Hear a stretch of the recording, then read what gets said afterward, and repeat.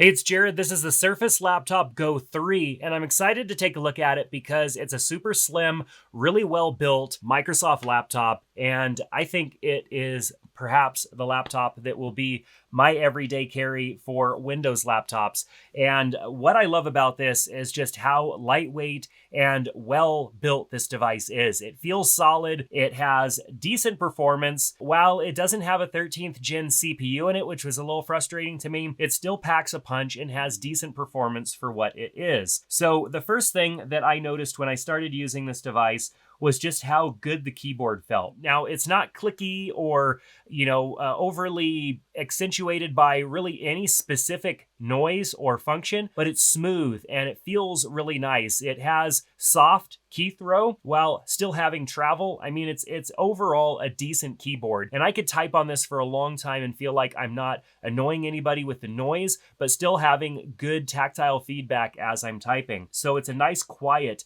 laptop to use. It has a decent trackpad that's really responsive, and of course the keyboard is nice, everything that you would expect. Microsoft has always had really nice trackpads, and the keyboards have been hit or miss, but the keyboard on this device is really nice. I absolutely love it. I typically use a mouse anyways, but the trackpad is nice to have when I don't want to carry a mouse around with me. This particular laptop is the 12th gen i5, the 1235U series. It's 2.5 gigahertz. It has 16 gigs of RAM. And of course, it's rocking Windows 11 Home. Now, the first thing that I did when I turned this thing on is run all the software updates after getting it set up. This laptop is not the best performing laptop that I have used. I did run some Geekbench tests on it, and it performed pretty well. What I do love is that it has a fingerprint reader rather than Windows Hello. I have found that Windows Hello is pretty slow, and it just is not a very fast system. I prefer the fingerprint reader, which is really nice. Now, I ran Geekbench on this laptop in two different configurations, plugged into power and with power removed. And so you can see the two different scores right here. The first score is 1603 for single core and 6114 for multi-core. Now, you can see that when I removed the power, we had a substantial decrease in performance for single core and multi-core. I mean, that is a lot less, like 25%, close to 25% less performance when you are disconnected from power. Now, if we go over to compute, that difference is not so bad, which I'm actually okay with. I'm okay with having a decrease in CPU performance when I'm unplugged, because when I'm unplugged, I'm primarily going to be in a web browser doing email and different stuff like that. I'm not going to be editing video, editing photos, and doing anything that might be a little bit heavier lifting. However, if I was, I probably would want some export performance or rendering performance. And as you can see here with the compute scores, 11,825 and 10,461 is not a huge difference between those two. And so if I needed to render out a video or export a bunch of photos while disconnected from power, I'm not going to experience that massive decrease in performance that we typically have seen on a lot of Windows devices in the past. Looking back on the Surface 9, I was trying to see if maybe I did an unplugged comparison, but I did not. The Surface 9 performance is going to be better than this, and it's because of the specs. Even though the Surface 9 came out a year ago, you can see here for the rendering performance on the Surface 9, we've got 14,285, and then on this device, 11,825, and so a difference there. And then if we look at the CPU, just for comparison as well, we've got 1535 and 6323, and there's better performance here on this device as far as CPU goes. So while we've got better CPU performance on this device over the Surface 9, the Surface 9 has better graphics performance. Well, I decided that I wasn't going to really put this device through its paces because that's not what I would typically be using it for. If I was going to do that, I would be utilizing the Surface Laptop Studio version 2, which I talked about in a separate video. So make sure to check that one out. If you haven't subscribed to the channel, make sure to do that so that you can be notified when that video is out. With this device,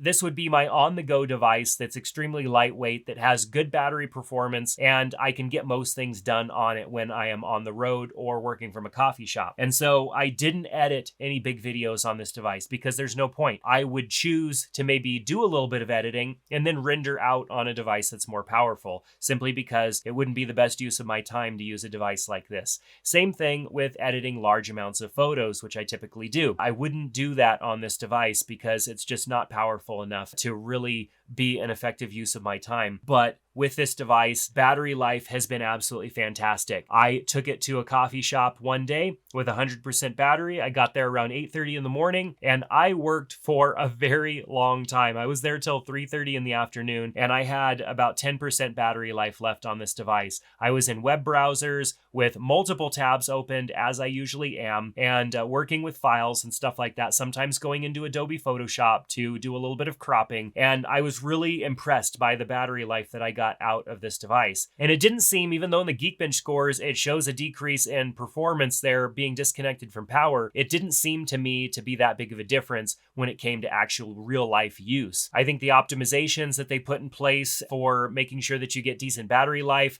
are really well balanced, and there weren't any issues there for me. Of course, like I said, I wasn't doing any heavy lifting, but the performance was there for me when I needed to use it for longer periods of time disconnected from power. Of course, connected to power, you're not going to have any issues there, but sometimes we just don't have access to electricity all the time. So there's a couple of key things that I really like about this laptop compared to other laptops that I typically use. First of all, I like that it has a fingerprint reader and there's no Windows Hello as on the camera. The Windows Hello on the camera is relatively slow. I don't like that. The fingerprint reader, nice and fast. This laptop has excellent battery life. That was one big thing for me. If I'm going to be on a Windows device, I want to make sure that I have decent battery life, and this laptop allowed for that. And I got a lot of work done on that day that I wasn't plugged into electricity. On top of that, the display is absolutely gorgeous. All of my photos that I'm editing and things that I'm building on this laptop look great. Yeah, there's a little bit, maybe a thick of a bezel going around the outer edges, but it kind of has to be that way because you've got your cameras and sensors up here on top. And because of that, they wouldn't be able to go all the way to the edges. And on a laptop of this price point, you wouldn't expect them to embed that stuff into the actual display and have a more bezel-less